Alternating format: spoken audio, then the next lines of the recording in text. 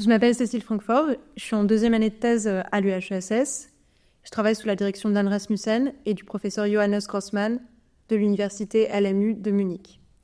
Et ma thèse porte sur l'histoire des centres contre le cancer dans l'entre-deux-guerres, les premiers centres contre le cancer dans l'entre-deux-guerres, en France et en Allemagne, dans une perspective essentiellement comparée. Nouveau fléau social, le cancer apparaît à l'issue de la Première Guerre mondiale comme un problème de santé publique.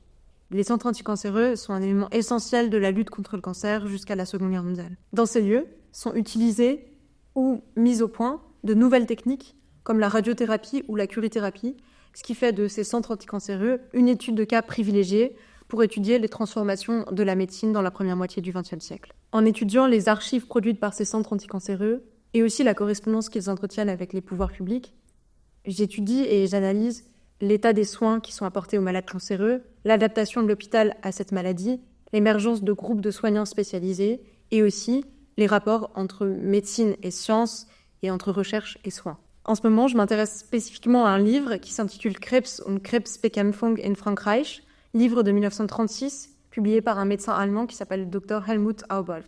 Aubold est formé essentiellement à Fribourg.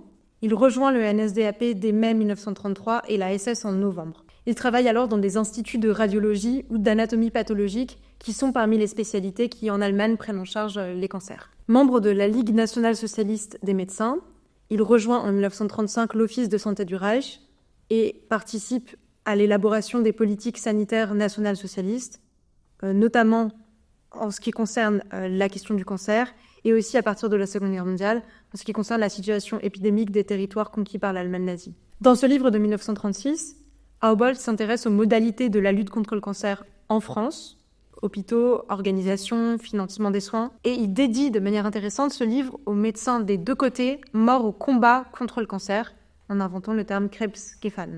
Comment expliquer que ce médecin allemand nazi s'intéresse aux politiques menées contre le cancer par la France de la Troisième République?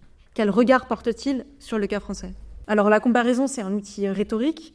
C'est assez commun de s'appuyer sur une représentation de l'autre, du voisin français en l'occurrence pour Aubold, pour promouvoir une politique. Et puis dans un contexte nationaliste, il serait intolérable de laisser aux Français prendre de l'avance dans la lutte contre le cancer. Ce livre témoigne aussi d'une véritable différence d'organisation de la lutte contre le cancer en France et en Allemagne, puisque la France inaugure et institutionnalise dès 1923 une concentration des soins autour de quelques pôles spécialisés qui seront appelés centres anticancéreux.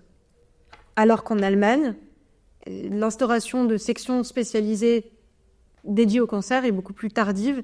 Et en fait, la lutte contre le cancer continue à être pratiquée dans des sections rattachées aux hôpitaux universitaires.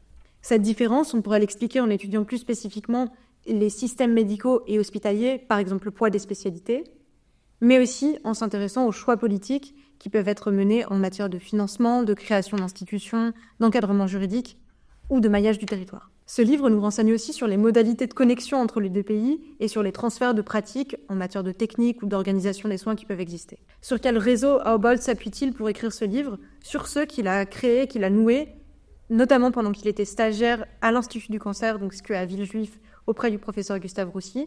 Et d'ailleurs, on voit qu'il retourne plusieurs fois en France pour réunir la documentation nécessaire à la rédaction de son livre. Il s'agit aussi pour moi de retrouver dans ce livre la manière dont est conférée à la lutte contre le cancer dans l'Allemagne nazie une dimension très politique.